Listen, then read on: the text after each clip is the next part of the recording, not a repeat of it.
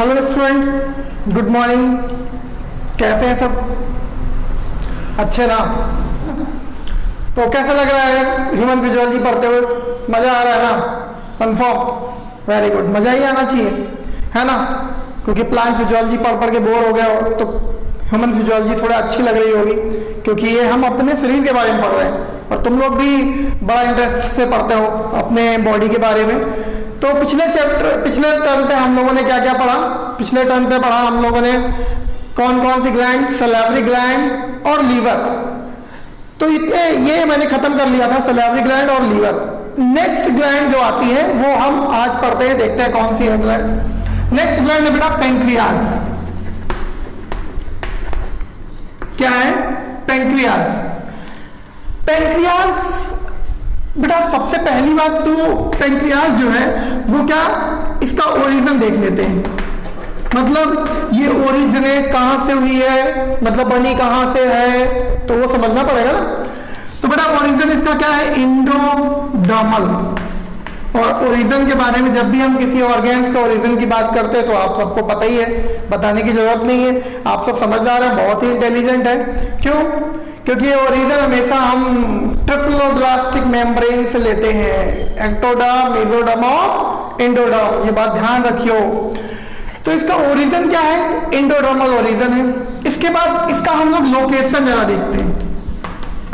Second thing, location. Location क्या है कि between limb of C shaped duodenum. अब जरा हम इसको डायग्रामेटिकली देख लेते हैं, ठीक है?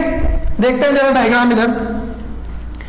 सबसे पहले तो इधर ये स्टमक है, स्टमक आ रहा है इस तरीके से, ये ड्यूडेनम कन्वर्ट हुआ और ड्यूडेनम इस तरीके से ये स्टमक थोड़ा सा इससे कर दो, है ना, ब्रॉड। ये स्टमक है, यहाँ से इस तरीके से ये कन्वर्ट हुआ और इस तरीके से ये तो बड़ा सी शेप ड्यूडेनम है, ये दिख रहा है। Very good. अब हमारा बॉडी का जो लीवर है वो इस तरीके से कहीं सिचुएट होगा, ठीक है ना? मतलब आधा पीछे की तरफ और आधा आपको ये दिख रहा है, ये इस तरीके से समझे आप, है ना? फिर यहाँ पे क्या होगा? हल्का सा अंदर और बाकी बाहर क्या होगा? गॉल ब्लैडर होगा, ठीक है? पिछले टर्म पे हमने गॉल ब्लैडर के बारे में डिस्कस किया था। तो गॉल ब्लैडर से जो डक्ट निकलती है, ये गॉल ब्लैडर है, गॉल ब्लैडर से जो डक्ट निकली बहुत ध्यान से भटकी, अगर पैंक्रियाज ही पढ़ रहे हैं, गॉल ब्लैडर नहीं, बस थोड़ा सा आपको ध्यान दिलाने के लिए। ये गॉल ब्लैडर है, गॉल ब्लैडर से जो डक्ट निकलती है उसे हम क्या बोलते हैं? ठीक है, सिस्टिक डक्ट। इसके बाद ऊपर से एक कॉमन डक्ट होती है, वो लेफ्ट और राइट पार्ट से आने वाली को यूनाइट करती है, ठीक है? और सिस्टिक डक्ट में आके क्या हो जाती है? अटैच हो जाती है। इस तरीके से ये डक्ट आ रही है बेटा, बहुत ध्यान से क्वेश्चन पूछे जाते हैं। अब आपको पता है कि ये डक्ट कौन सी डक्ट थी बेटा? ये थी आपकी राइट हेपेटिक डक्ट और ये थी बेटा आपकी लेफ्ट हेपेटिक डक्ट। फिर इसके बाद ये जो दोनों यूनाइट हुई तो इसे हम बोलते थे common hepatic duct, common hepatic duct. Okay, अब इसमें ये डक्ट गॉल ब्लैडर, ये है क्या? गॉल ब्लैडर, जीबी मतलब गॉल ब्लैडर, ठीक है? इसकी जो डक्ट दिख रही है आपको, ये वाली duct, this duct is known as cystic duct, cystic duct, इसे हम सिस्टिक डक्ट बोलते हैं। अब बेटा सिस्टिक डक्ट किसमें आके अटैच हो गई? कॉमन हेपेटिक डक्ट में। कॉमन हेपेटिक डक्ट में अटैच हुई तो ये जो डक्ट बन गई आगे, ये क्योंकि ये कॉमन हेपेटिक डक्ट और ये सिस्टिक डक्ट, यहां पे इस डक्ट को हम लोग बोलते हैं, ना दिख रहा हो तो व्हाइट से बना देते हैं, इस डक्ट को बोलते हैं common bile duct, common bile duct. Okay, common bile duct, बहुत ध्यान से। अब ये कॉमन बाइल डक्ट जो है वो आ रही है यहां से इस तरीके से, स्टमक के नीचे आ गई। और यहाँ पे कुछ इस तरीके का स्ट्रक्चर, इसके बाद यहाँ पे कुछ इस तरीके का स्ट्रक्चर, अभी सिर्फ स्ट्रक्चर देखेंगे आप, फिर इस तरीके से ये, फिर एक लीफ लाइक स्ट्रक्चर, फिर इस तरीके से ये यहां आके इस तरीके से कुछ ओपन हो गई, ठीक है। अब मैंने दो जगह रेड लगाया, एक्चुअली में देखेंगे ये जो लीफ लाइक स्ट्रक्चर है, मतलब कि पैंक्रियास कैसा होता है, लीफ लाइक, कैसा होता है, लीफ लाइक स्ट्रक्चर, ठीक है। जो लीफ लाइक स्ट्रक्चर है ये बेटा क्या है, पैंक्रियास, क्या है, पैंक्रियास, ओके। अब पैंक्रियास की ये जो डक्ट है, ये वाली डक्ट, यानी कि ये जो डक्ट दिख रही है, यानी कि बाइल डक्ट ओपन होने से पहले की डक्ट, जो बाइल डक्ट ओपन होने के पहले की डक्ट, इस डक्ट को हम लोग बोलते हैं, क्या बोलते हैं, pancreatic duct, pancreatic duct, okay. Pancreatic duct बेटा जो है वो बाइल डक्ट को रिसीव करती है, देखो बाइल डक्ट पैंक्रियाटिक डक्ट में आके ओपन हुई, तो then after it receive bile duct and form, ये जो आगे बन गई यहां पे, this duct is known as hepatopancreatic duct, hepatopancreatic duct के पास आ गई, ओके, कंफर्म, वेरी गुड। अब यहां पे देखना है कि कुछ स्फिंक्टर होते हैं, वॉल्व होते हैं, क्योंकि भाई क्या होता है, ये है आपका ड्यूडेनम, ये क्या है, डुओडेनम, है ना, नहीं याद होता तो ऐसे पढ़ सकते हैं, है ना, ऐसा कुछ नहीं है, वो आपके ऊपर डिपेंड करता है कि आप कैसे पढ़ते हैं। तो अब क्या है कि जब फूड ड्यूडेनम में आएगा तो पैंक्रियाज अपना सिक्रीशन और बाइल यानी कि लीवर अपना सिक्रीशन इसमें डालेंगे, फूड में मिक्स करेंगे, ओके। लेकिन जब फूड नहीं है तो भी क्या सिक्रीट करेंगे, नहीं भाई, क्यों सिक्रीट करेंगे, जरूरत ही नहीं। तो देन आफ्टर यहां पे कुछ स्फिंक्टर प्रेजेंट होते हैं, देखो जो बाइल डक्ट है, ये जो कॉमन बाइल डक्ट है, इसमें ये जो स्फिंक्टर है इसे क्या बोलते हैं बेटा, this sphincter is known as, ये लाइन समझ में आए, इसलिए इस स्फिंक्टर को, जो बाइल डक्ट को क्या करता है, क्लोज करता है, ओपन करता है, रेगुलेट करता है, इसको बोलते हैं स्फिंक्टर ऑफ बॉयडन। ये सब बॉयडन के साइंटिस्ट के नाम पे इनके नाम रखे गए। तो ये वाला जो बाइल डक्ट आके ओपन हो रही पैंक्रियाटिक डक्ट में, इसको हम लोग बोलते हैं स्फिंक्टर ऑफ बॉयडन, पक्का, वेरी गुड। इसके बाद क्या है, नेक्स्ट है बेटा, आप हिपेटोपैंक्रियाटिक डक्ट पे यहाँ पे आप देख रहे हो एक वॉल्व लगा हुआ है, ये रेड से हमने बना देते हैं, यहाँ पे भी एक वॉल्व लगा हुआ है, ये इस वॉल्व को क्या बोलते हैं, ये हिपेटोपैंक्रियाटिक डक्ट का वॉल्व है, तो इस वॉल्व को हम लोग बोल रहे हैं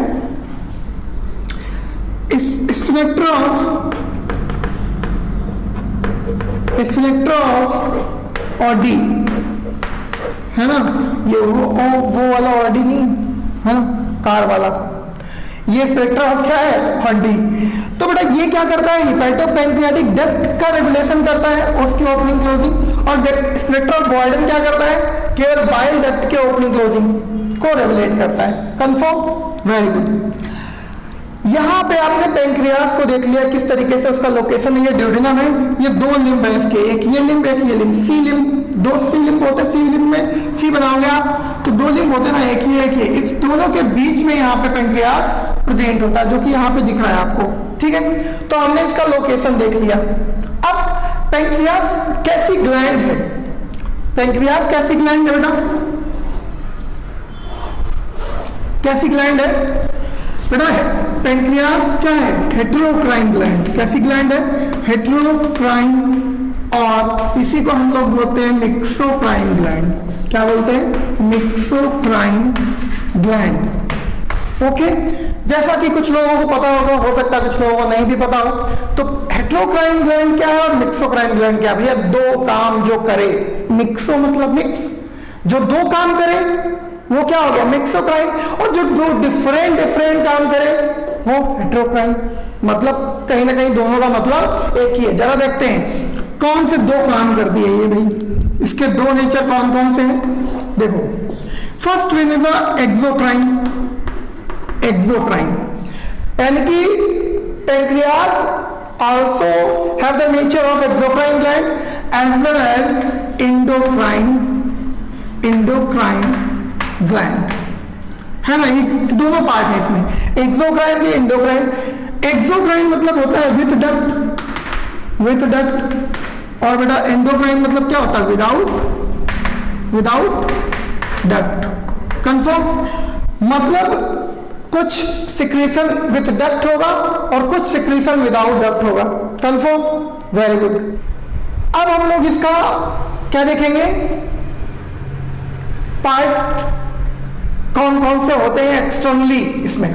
तो अगर हम पेंक्रियाज को देखें, पेंक्रियाज को अगर देखें तो ये externally divided into 4 part, externally divided into कितने पार्ट, 4 पार्ट्स, ठीक है ना, इनटू 4 पार्ट्स। कौन कौन सा आ रहे यार, ये सिंपल है, लर्न करने की ज्यादा जरूरत नहीं इसको, है ना, ऐसे पता होगा। सबसे पहला तो हेड, फिर इसके बाद नेक, इसके बाद बॉडी और उसके बाद टेल, है ना। मतलब कहीं ना कहीं कुछ इस तरीके से, जैसे कि ये हेड है, फिर नेक है, फिर बॉडी हो गई और फिर टेल हो गई, है ना। इस तरीके से एक्सटर्नली इसको हम डिवाइड करते हैं। अब इंटरनली इसको देखेंगे, इंटरनली इसमें 2 पार्ट होते हैं, इंटरनली हैव 2 पार्ट्स। कौन कौन सा, exocrine part and endocrine part. तो यहाँ पे लिख देते हैं इंटरनली it has 2 parts। कौन कौन से बेटा, first one is exocrine part और second one is endocrine part. Okay, confirm. तो एक्सोक्राइन पार्ट और इंडोक्राइन पार्ट, तो इतना बेटा नोट डाउन करें, फिर आगे चलते हैं। तो अब हम लोग चलेंगे इसके एक्सोक्राइन पार्ट पे। किस पे बेटा, एक्सोक्राइन पार्ट पे, एक्सोक्राइन पार्ट हम लोग चलते हैं इसके एक्सोक्राइन पार्ट। किसके बेटा, पेंक्रियाज क्योंकि हेटेरोक्राइन है तो इसमें हम लोग एक्सोक्राइन और इंडोक्राइन पार्ट देखते हैं। तो पहला एक्सोक्राइन पार्ट है। तो सबसे पहले एक्सोक्राइन पार्ट जो पेंक्रियाज का जो जितना भी पार्ट होता है उसका 99% पार्ट जो होता है वो क्या होता है बेटा, एक्सोक्राइन पार्ट। अब बेटा एक्सोक्राइन पार्ट जो होता है इसमें इसको बनाता कौन है, तो इसमें होती है बेटा सेल्स होती है, जिन सेल्स को हम लोग बोलते हैं पैंक्रियाटिक एसाइनी। क्या बोलते हैं, पैंक्रियाटिक एसाइनी, ठीक है। पैंक्रियाटिक एसाइनी इसको बनाती है। जरा हम लोग डायग्राम के थ्रू देख लेते हैं कि किस तरीके का ये होता है।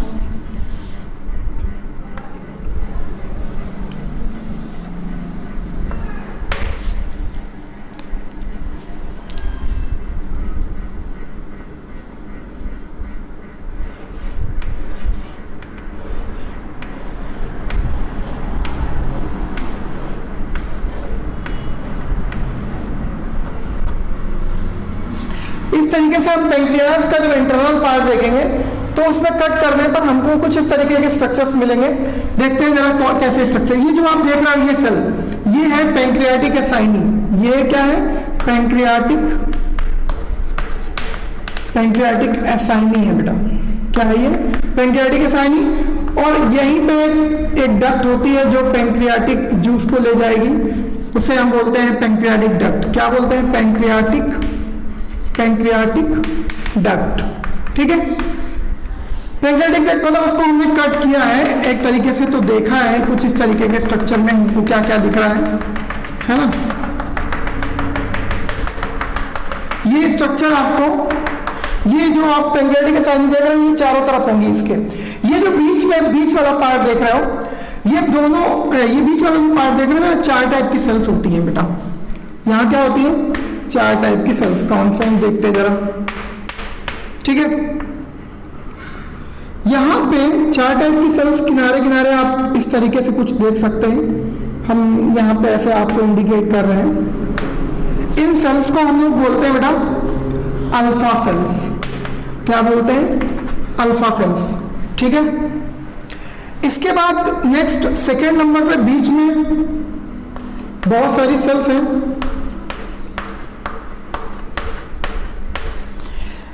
ये सेल्स जो आपको दिख रही है सेंटर में,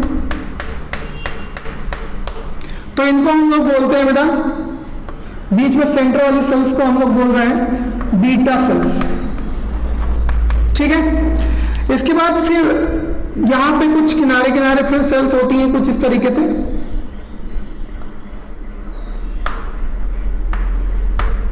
इनको हम लोग बोलते हैं बेटा, क्या बोलते हैं, डेल्टा सेल। Delta cell. और ये सब बीच बीच में यहाँ पे जो जगह बची है, यहाँ पे कुछ सेल्स होती हैं, बहुत कम नंबर होता है इनका। तो इन सेल्स को हम लोग बोलते हैं, क्या बोलते हैं, F cell oblique PP cell oblique gamma cells. ठीक है, इनके 3 नाम है, एफ सेल्स, पीपी सेल्स और गामा सेल्स। अब आप जो ये स्ट्रक्चर देख रहे हो, ये वाला स्ट्रक्चर यहाँ पे, ये स्ट्रक्चर क्या है, ये बेटा है इंडोक्राइन पार्ट। क्या है, इंडोक्राइन पार्ट। और जो ये दोनों आप देख रहे हो, ये दोनों स्ट्रक्चर्स, पैंक्रियाटिक डक्ट और ये क्या है, एक्सोक्राइन पार्ट। Exocrine part. अभी हम इंडोक्राइन पार्ट की तरफ नहीं चल रहे हैं, सिर्फ एक्सोक्राइन पार्ट देख रहे हैं। तो हम एक्सोक्राइन पार्ट को लेते हैं, पैंक्रियाटिक एसाइनी। तो पैंक्रियाटिक एसाइनी देख ली कि एक्सोक्राइन पार्ट किससे बना होता है, पैंक्रियाटिक एसाइनी के थ्रू। इसके बाद ये क्या करती है, पैंक्रियाटिक एसाइनी सिक्रीट करती है, सिक्रीट एंजाइम्स। ये क्या सिक्रीट करती है बेटा, एंजाइम्स। ये एंजाइम सिक्रीट करेंगी, है ना। अब एक्सोक्राइन पार्ट में बेटा 2 ग्लैंड होती है। एक्सोक्राइन पार्ट में कितनी, 2 ग्लैंड होती हैं, सॉरी, एक्सोक्राइन पार्ट में 2 ट्यूब्स होती हैं या 2 डक्ट होती हैं। देखते हैं जरा कौन कौन सी। First, main pancreatic duct, main pancreatic duct, pancreatic duct. तो आपको ये तो डायग्राम में दिख रही थी, जो अभी थोड़ी देर पहले यहीं पे आपने डायग्राम बनाया था, उसमें मेन पैंक्रियाटिक डक्ट दिख रही थी। ये क्या करती है, receive bile duct and opens into duodenum। ठीक है, duodenum। ठीक है, तो ये डायरेक्ट ड्यूडेनम में, मतलब बाइल डक्ट को रिसीव करेगी और ड्यूडेनम में ऊपर ले जाएगी जाके। ठीक है, कौन से वॉल्व होंगे आपको पता ही है। इस डक्ट को, ये पैंक्रियाटिक डक्ट जो है, इसे हम बोलते हैं बेटा डक्ट ऑफ विल्सन। क्या बोलते हैं, duct of Wilson, WIRSUNG, duct of Wilson बोलते हैं। ठीक है, मतलब जो पैंक्रियाटिक डक्ट समझ रहे हो ना, कौन सी वाली, जो पैंक्रियास से स्टार्ट होती है और बाइल डक्ट को रिसीव करने से पहले, है ना, उतनी तक, समझ रहे हो ना, कंफर्म। इसके बाद सेकेंड नंबर क्या है, एसेसरी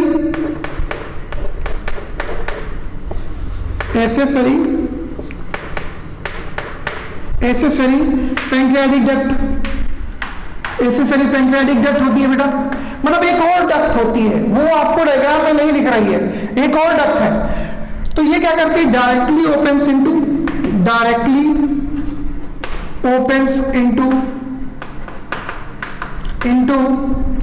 ड्यूडेनम। ये ड्यूडेनम में डायरेक्ट क्या होती है, ओपन हो जाती है जाके, डायरेक्ट ओपन्स इनटू ड्यूडेनम। इसमें कोई वॉल्व नहीं होता है। वॉल्व कहाँ होता है बेटा, पैंक्रियाटिक डक्ट, जब हिपैटोपैंक्रियाटिक डक्ट बनती है जाके, तो वहां पे कौन सा स्पेक्ट्रम ऑफ बॉडी होता है ना। इसको हम लोग, इस डक्ट को हम लोग बोलते हैं, ये डक्ट एक्सेसरी है, ये हमको डायग्राम में नहीं दिख रही है, मतलब आप एज्यूम करो कि पीछे की तरफ होगी। तो इस डक्ट को हम लोग बोलते हैं duct of Santorini, SANTORNI, duct of Santorini. Confirm. इस तरीके से एक्सोक्राइन पार्ट होता है और ये एंजाइम सिक्रीट करता है। तो आप एक्सोक्राइन पार्ट को नोट करें, फिर आगे चलते हैं। अब बेटा इंडोक्राइन पार्ट पढ़ेंगे। सेकेंड नंबर क्या आता है, इंडोक्राइन पार्ट, है ना। इंडोक्राइन पार्ट बेटा 99% नहीं, कितना बचा था, 1%। अब सिर्फ क्या बचा है, 1%, क्योंकि 99 पार्ट क्या है, पैंक्रियास का। एक्सोक्राइन बचा 1%, वो क्या है, इंडोक्राइन। लेकिन बहुत इंपॉर्टेंट बेटा 1% है, लेकिन कमाल बहुत ज्यादा दिखाता है, कैसे भी देखते हैं। तो इंडोक्राइन पार्ट जो है, उसमें सबसे पहले है 4 टाइप सेल्स, इसके पास 4 टाइप की सेल्स होती हैं, ठीक है। और इनको हम लोग क्या बोलते हैं, 4 टाइप सेल्स, और इनको हम लोग क्या बोलते हैं, इनको हम लोग बोलते हैं कॉमनली, मतलब कलेक्टिवली क्या बोलते हैं, आइलेट्स ऑफ लैंगरहैंस, मतलब ये साइंटिस्ट के नाम पे है लैंगरहैंस, ठीक है। तो आइलेट्स ऑफ लैंगरहैंस, इन सेल्स को हम लोग बोलते हैं कलेक्टिवली, जो आप बीच वाले गोले की तरफ देख रहे हो एंडोक्राइन पार्ट में। अब ये 4 टाइप की सेल्स कौन सी होती है? सबसे पहली सेल बेटा क्या है? अल्फा सेल्स, ठीक है। अल्फा सेल्स बेटा क्या सिक्रीट करती है? अल्फा सेल सिक्रीट करती है ग्लूकागॉन। क्या ये एक हार्मोन है बेटा? क्या है? हार्मोन है, कंफर्म, वेरी गुड। और ये टोटल सेल का मतलब 1% पार्ट का 15% होती है। मतलब आप समझो कि जितना भी एंडोक्राइन पार्ट है उसका 15% कौन है? Alpha cells. ये क्या सिक्रीट कर रही है? ग्लूकागॉन। और ग्लूकागॉन का फंक्शन क्या होता है? ये क्या करता है कि ग्लाइकोजन को ग्लूकोज में कन्वर्ट कर रहा है। किसमें? ग्लूकोज में। देखो जब ये सिक्रेट होगा तो ये ग्लाइकोजन को ग्लूकोज में कन्वर्ट कर देगा, पक्का। ये स्टोर्ड रहता है हमारी बॉडी में और ये ब्लड में रहता है, ठीक है। अब क्या हो रहा है कि यहाँ पे ग्लूकागॉन एक्शन किया और ग्लाइकोजन ग्लूकोज में कन्वर्ट हो गया। तो जब ग्लूकोज ब्लड में बढ़ेगा, भाई बॉडी में अगर ग्लाइकोजन ब्रेक होकर ग्लूकोज बन रहा है तो बॉडी में ग्लूकोज का अमाउंट बढ़ेगा, कंफर्म बढ़ेगा। तो बॉडी में जब ग्लूकोज का अमाउंट बढ़ेगा तो क्या होगा, है ना? क्या होगा? हाइपो मतलब होता है कम और हाइपर मतलब होता है ज्यादा। तो क्या होगा देखते हैं जरा। ये एक्चुअल में हार्मोन कैसा है? हाइपरग्लाइसीमिक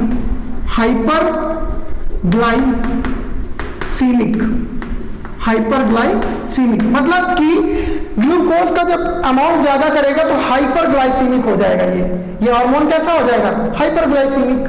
ग्लाइसीमिया मतलब ग्लूकोज का अमाउंट हाइपर है कि हाइपो, उसके आगे लगा देते हैं। समझ गए होगे।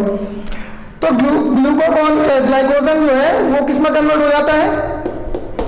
ग्लूकोज में। अब नेक्स्ट दूसरी सेल्स जो है वो कौन सी है बेटा? मोस्ट इंपॉर्टेंट सेल्स है, सेकंड नंबर दूसरी है बीटा सेल्स, और इनका नंबर भी सबसे ज्यादा होता है, 65% होती है टोटल एंडोक्राइन पार्ट का, ठीक है। ये क्या सिक्रीट करती है? बहुत इंपॉर्टेंट, बहुत ज्यादा इंपॉर्टेंट, इंसुलिन। क्या सिक्रीट करती है? इंसुलिन। और इंसुलिन ये भी क्या है? एक हार्मोन है। कैसा हार्मोन है वो भी देख लेंगे। इंसुलिन का काम क्या है? हमेशा आप जानते होंगे इंसुलिन का काम क्या होता है। ये ग्लूकोज को किसमें कन्वर्ट कर देता है बेटा? ग्लाइकोजन में। किसमें कन्वर्ट करता है? ग्लाइकोजन में। ग्लूकोज यानी कि जो एक्सेस है हमारे ब्लड में ग्लूकोज, उसको कन्वर्ट कर देता है ग्लाइकोजन में। और अगर ये ना हो बेटा, इंसुलिन ना हो तो क्या होगा? अरे कुछ नहीं, डायबिटीज के पेशेंट हो जाओगे, है ना? तो बहुत ही इंपॉर्टेंट है ये बात, समझना ध्यान से। तो इंसुलिन जो है वो ग्लूकोज को ग्लाइकोजन में कन्वर्ट कर रहा है, मतलब ये ब्लड से उठा करके स्टोर कर दे रहा है ना? स्टोर कर मतलब ग्लूकोज का अमाउंट ब्लड में क्या हो रहा है? कम हो रहा है। तो भैया ये क्या हो जाएगा? Glycaemic hormone. कैसा हो जाएगा? हाइपोग्लाइसीमिक हार्मोन हो जाएगा, है ना? एक चीज और यहाँ पे समझ में आनी चाहिए कि ये देखो, ये एक दूसरे के उल्टा काम कर रहे हैं। ग्लूकागॉन जो कर रहा है उसका जस्ट अपोजिट कौन कर रहा है? इंसुलिन। और जो इंसुलिन कर रहा है उसके अपोजिट ग्लूकागॉन कर रहा है ना? लाने के लिए तो हम सोना चांदी या चांदी सोना भी ला सकते थे, है ना? बात तो दोनों एक ही है। तो वही सेम यहाँ पे मतलब ग्लूकागॉन के अपोजिट इंसुलिन है और इंसुलिन के अपोजिट ग्लूकागॉन। तो क्या हुआ बेटा? ये एक दूसरे के एंटागोनिस्टिक है, यानी कि यहाँ पे पॉइंट मेंशन कर लेंगे हम लोग। क्या? Glucagon and insulin. इंसुलिन क्या है दोनों? Antagonistic to each other, antagonistic, ठीक है, टू ईच अदर, कंफर्म। तो दो आपने पढ़ लिए, दो सेल्स अल्फा और बीटा। अब चलते हैं डेल्टा सेल और एफ सेल या पीपी सेल या गामा सेल। तो तीसरे नंबर पे देखते हैं जरा, अब इसको इरेज करें जरा।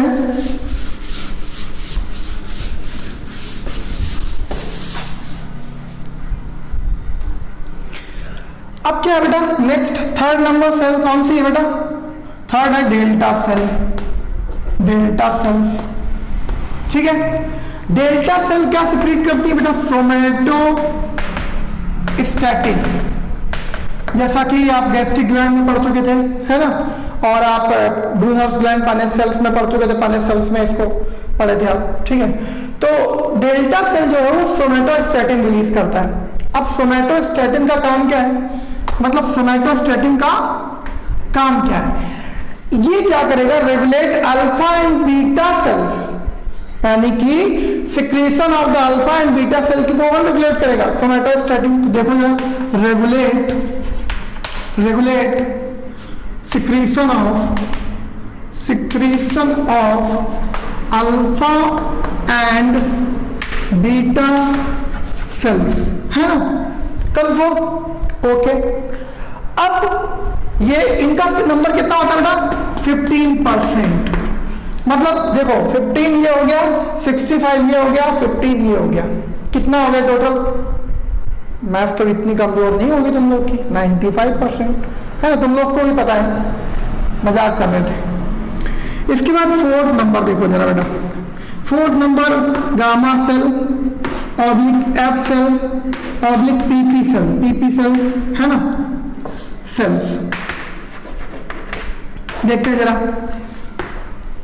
अब ये क्या रिलीज करती है? Pancreatic polypeptide, pancreatic polypeptide, pancreatic polypeptide release करती है कौन? एफ सेल या पीपी सेल या डेल्टा सेल्स, जो डायग्राम में आप देख रहे थे। इनका काम क्या है बेटा? ये करती है regulate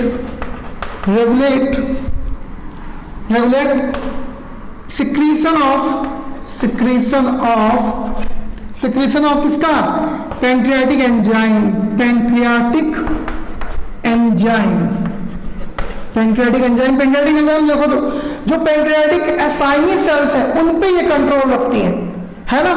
and gall bladder, common gall bladder contraction भी ये रेगुलेट करती है। गॉल ब्लैडर कॉन्ट्रैक्शन मतलब गॉल ब्लैडर को भी बाइल जूस सिक्रेट करने में ये क्या करती? कॉन्ट्रैक्शन रिलैक्सेशन में हेल्प करती, तो आप समझ सकते हो। तो ये वहां भी, और साथ ही साथ और क्या करती है कामो? रेगुलेशन ऑफ कौन से cell? Delta cell. Delta cells के ऊपर भी इनका रेगुलेशन होता है, लेकिन थोड़ा थोड़ा, है ना। तो ये आप इसको नोट कर लें, क्योंकि ये चारों के फंक्शन हो गए हैं। अब बेटा पैंक्रियाटिक सिक्रीशन, पैंक्रियाट से जो भी सिक्रीशन होता है एंजाइम्स का, उसे हम लोग क्या बोलते हैं? Pancreatic juice. क्या बोलते हैं बेटा? Pancreatic juice. पैंक्रियाटिक जूस का पीएच कितना होता है? 7.4 से 8.3 तक, ठीक है। मतलब ये कैसा होता है? एल्कलाइन होता है, एल्कलाइन हो गया। इसके बाद इसका डेली सिक्रीशन कितना होता है? डेली सिक्रीशन कितना होता है? इसका डेली सिक्रीशन होता है 1 से लेकर के 1.5 लीटर पर डे, है ना। इसके बाद अगर हम देखें इसके कंपोजिशन में 98% क्या होता है? H2O। क्या होता है? H2O। और बचा 2% में होता है सॉल्ट प्लस क्या होता है? एंजाइम्स। ओके, तो ये भी नोट डाउन करना थोड़ा सा है। इसके बाद आगे चलते हैं हम लोग।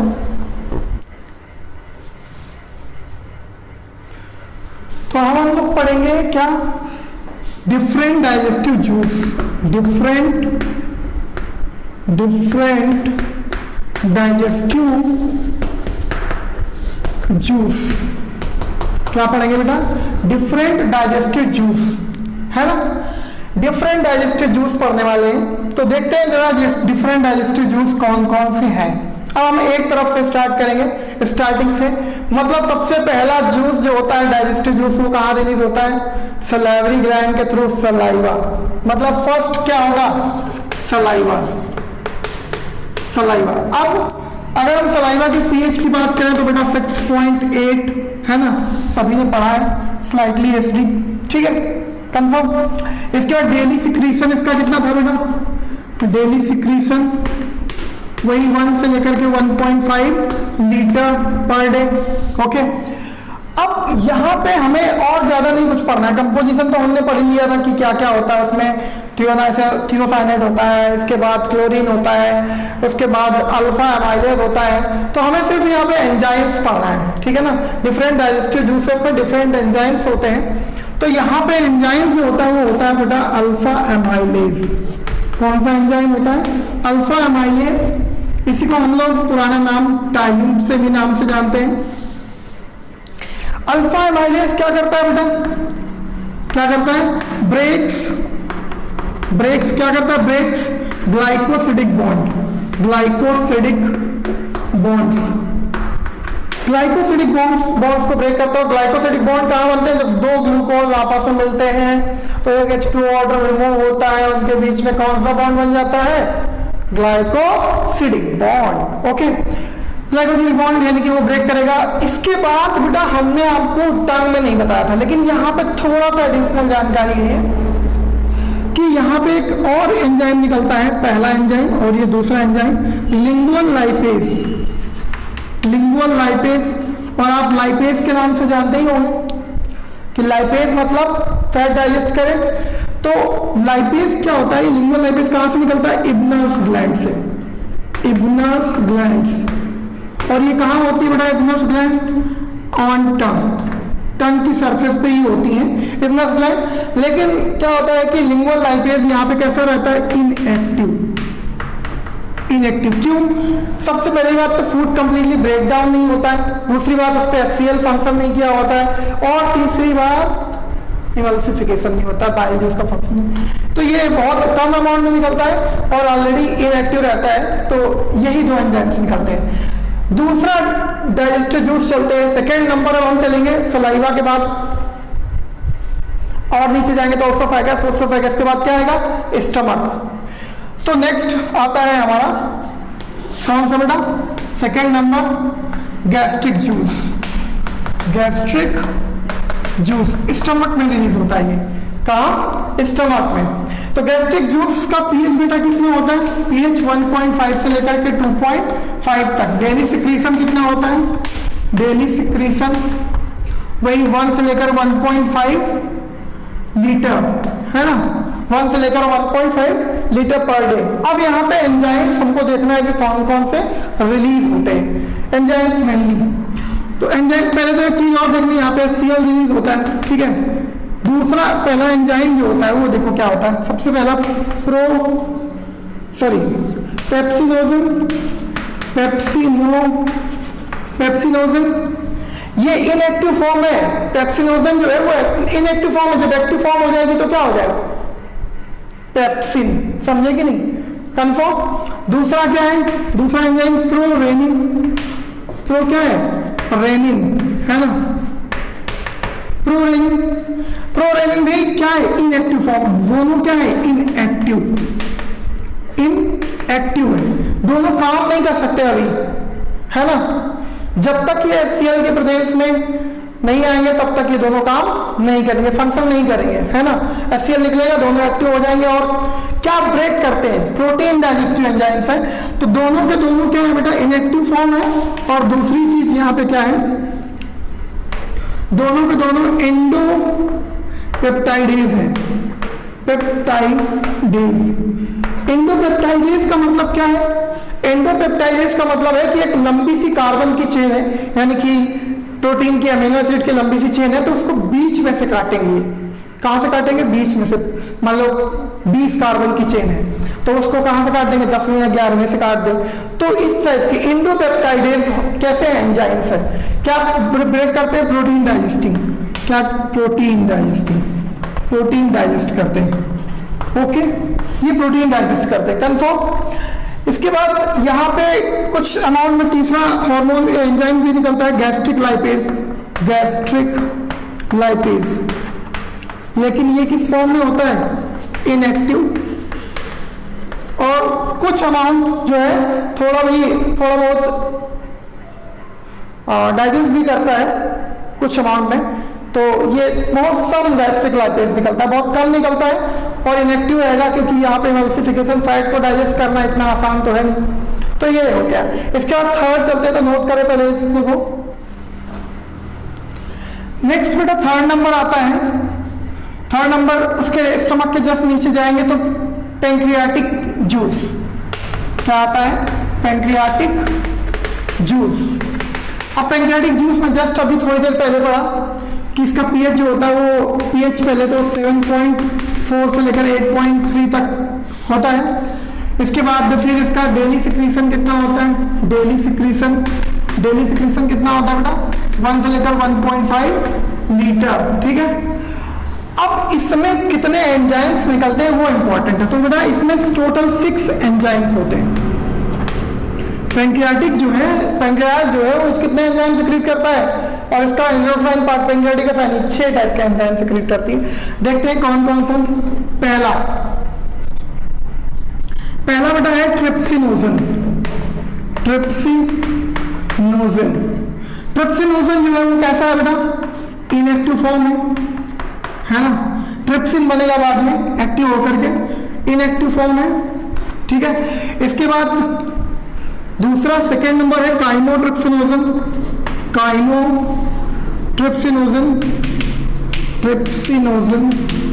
ये भी इनएक्टिव फॉर्म है। इसका क्या बनेगा, काइमोट्रिप्सिन, ये भी इनएक्टिव है। इसके बाद तीसरा है बेटा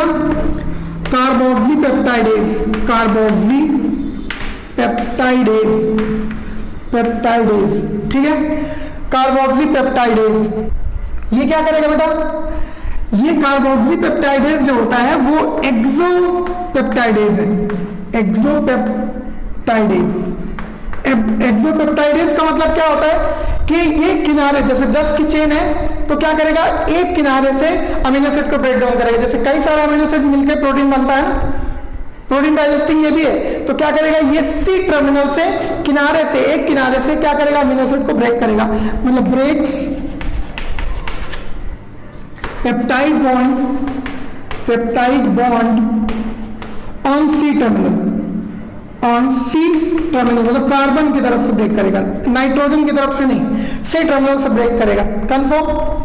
तो उधर से ब्रेक कर दिया, ब्रेक्स एक्सोपेप्टाइडेज। हाँ बेटा ये दोनों जो है वो क्या है, इंडोपेप्टाइडेज, मतलब ये जो है वो इंडोपेप्टाइडेज है, बीच से ब्रेक करते हैं। इसके बाद ये तीनों एंजाइम हो गए। चौथे एंजाइम की बात करते हैं बेटा, चौथा एंजाइम है पैंक्रियाटिक लाइपेज। पैंक्रियास से बेटा लाइपेज यानी कि लिपिड को डाइजेस्ट करने वाला एंजाइम निकलता है, जो कि अब आपको पता ही होगा फैट क्या होते हैं, ग्लिसराइड्स होते हैं, लिपिड्स ग्लिसराइड्स होते हैं, ट्राइग्लिसराइड है ना, तो उनको ब्रेक करेगा। प्लस इसी में और क्या है, इसमें है फॉस्फोलाइपेज,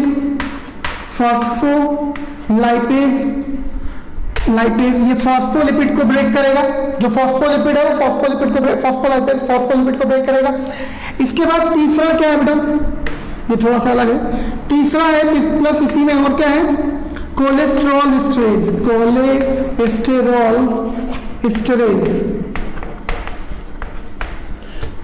एस्टरेज, ये तीनों यानी कि ये कोलेस्ट्रॉल को ब्रेक करेगा, है ना। तो ये तीनों को मिला करके हम लोग चौथे नंबर को क्या बोल सकते हैं, स्टिप्सिन। क्या बोल सकते हैं, स्टिप्सिन। तो ये स्टिप्सिन ध्यान रखिएगा, स्टिप्सिन मीन्स होता है पैंक्रियाटिक लाइपेज, है ना, या ये तीनों को कॉमनली कॉल्ड क्या बोलते हैं, स्टिप्सिन। ये क्या डाइजेस्ट करते हैं, ये लिपिड यानी कि नॉर्मल ट्राइग्लिसराइड लिपिड, इसके बाद फॉस्फोलिपिड और इसके बाद कोलेस्ट्रॉल, ये ब्रेक करेंगे। इसके बाद कितना होगा 4, पांचवा की तरफ, फिफ्थ नंबर की तरफ चलते हैं। फिफ्थ नंबर है बेटा pancreatic amylase, pancreatic alpha amylase है ना, ये वही किसको ब्रेक करेगा, ग्लूकोज को, है ना, यानी कि कार्बोहाइड्रेट को ब्रेक करेगा। इसके बाद 6 नंबर पे क्या है बेटा पैंक्रियाटिक, सॉरी, अब यहां पे ध्यान देना है, ये क्या करेगा, ये ग्लाइकोसिडिक बॉन्ड ब्रेक करेगा, ब्रेक्स ग्लाइकोसिडिक बॉन्ड, है ना। एमाइलेज है तो सिंपल सी बात है, कार्बोहाइड्रेट को ब्रेक करेगा और किसको ब्रेक करेगा, कार्बोहाइड्रेट को ब्रेक कर उसके ग्लाइकोसिडिक बॉन्ड ब्रेक करेगा। अब लास्ट में हम बहुत सारा डेली क्या खाते हैं, डीएनए और आरएनए। अब कुछ लोग सोच रहे होंगे डीएनए सर, डीएनए क्यों खाते हैं, तो डीएनए खाते हैं ना भाई, प्लांट्स खाते हो आप, उसकी सेल होती है, न्यूक्लियस होता है, उसके अंदर तो डीएनए होता ही, तो डीएनए खाते हैं बहुत सारा। अब डीएनए खाते हैं तो डीएनए को तोड़ने के लिए क्या बोलते हैं, डीएनए को हम लोग न्यूक्लियस, है ना, मतलब न्यूक्लिक एसिड बोलते हैं। तो न्यूक्लिक एसिड को ब्रेक करने के लिए क्या निकलता है, न्यूक्लियस। अब इसमें भी न्यूक्लियस में 2 टाइप के, कौन कौन से 2 टाइप के, डीएनएस और आरएनएस, ठीक है। डीएनए को ब्रेक करेंगे और आरएनए को ब्रेक करेंगे तो न्यूक्लियस। तो ये 6 एंजाइम बहुत इंपॉर्टेंट है जो पैंक्रियास से रिलीज होते हैं। ट्रिप्सिनोजन, काइमोट्रिप्सिनोजन, ये दोनों इनएक्टिव फॉर्म है, कार्बोक्सीपेप्टाइडेज। इसके बाद पैंक्रियाटिक लाइपेज को स्ट्रिप्सिन बोलते हैं। एक्चुअली ये 3 एंजाइम्स होते हैं, 3 तरीके के एंजाइम्स इसी में मिक्स रहते हैं स्ट्रिप्सिन में, फॉस्फोलाइपेज और कोलेस्ट्रॉल एस्टरेज, कलेक्टिवली कॉल्ड स्ट्रिप्सिन। इसका पैंक्रियाटिक एमाइलेज ये कार्बोहाइड्रेट को ब्रेक करेगा, है ना, और न्यूक्लियस में डीएनए को ब्रेक करने के लिए डीएनएस और आरएनए को ब्रेक करने के लिए आरएनएस, क्योंकि न्यूक्लियस एसिड 2 टाइप के होते हैं, ठीक है। तो इसको भी नोट करें। अब बेटा नेक्स्ट आता है क्या, 4 number intestinal juice,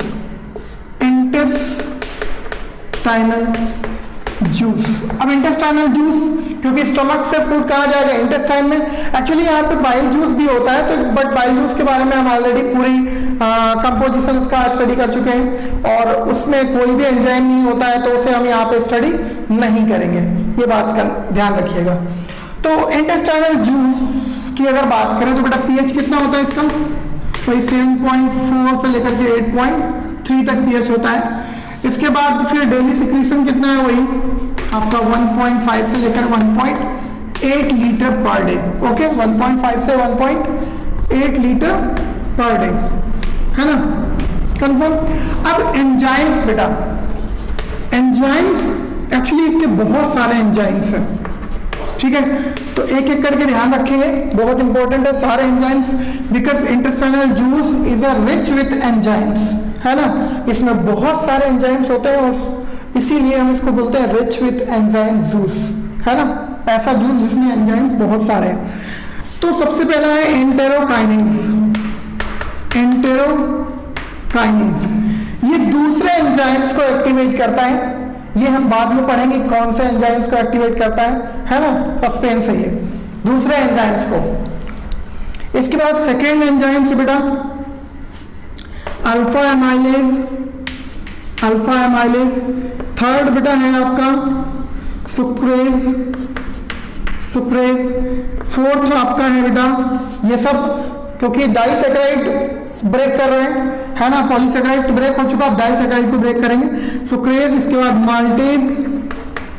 maltase enzyme, इसके बाद फिर पांचवा कौन सा, आइसोमाल्टेज, उसके बाद 6 नंबर क्या हो जाएगा बेटा, अल्फा डेक्स्ट्रीनेज,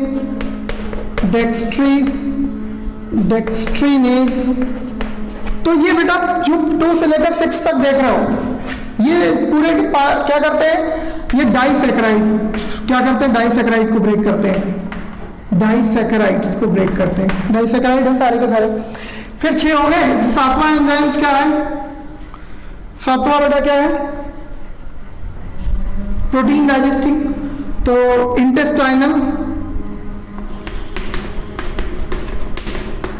अमीनो पेप्टाइडेज, पेप्टाइडेज है ना। अमीनो पेप्टाइडेज मतलब ये जो है वो भी बेटा क्या है, प्रोटीन डाइजेस्ट करता है और पेप्टाइड बॉन्ड को ब्रेक करता है फ्रॉम एन टर्मिनल से।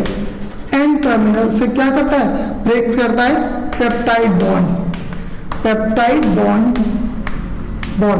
ब्रेक्स है ना, एन टर्मिनल से ब्रेक करता है। ये कैसा है, एक्सोपेप्टाइडेज का मतलब क्या होता है, ये किनारे से यानी कि चेन को किनारे से तोड़ेगा, मतलब एक एक अमीनो एसिड ब्रेक करेगा है ना। पॉलीपेप्टाइड चेन को एक किनारे से तोड़ेगा, इंडोपेप्टाइडेज मतलब बीच में से है ना। इसके बाद फिर 8 नंबर क्या होगा, अब जब कई सारे अमीनो एसिड प्रोटीन ब्रेक हो गए अमीनो एसिड में, तो कुछ 2 अमीनो एसिड होंगे, कुछ 3 अमीनो एसिड होंगे, तो कहीं ना कहीं उसके बाद क्या निकलेगा,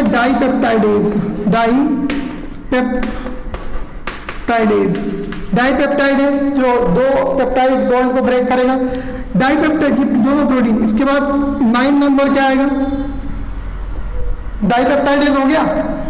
इसके बाद फिर क्या आएगा बेटा, इंटेस्टाइनल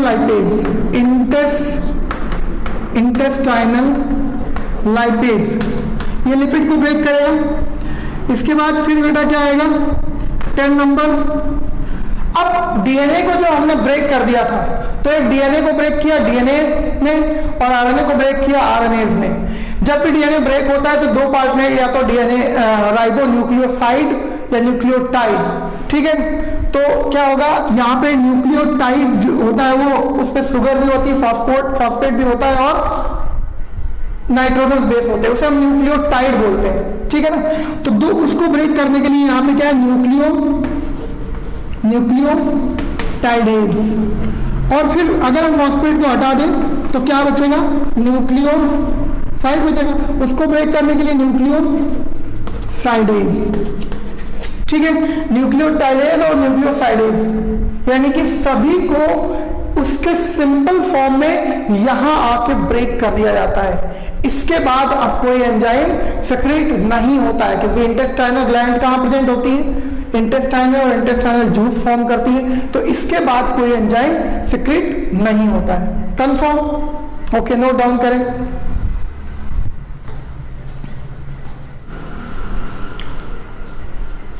तो स्टूडेंट्स आज हमने पढ़ लिया है डाइजेस्टिव जूसेस और ग्लैंड्स में पैंक्रियाज।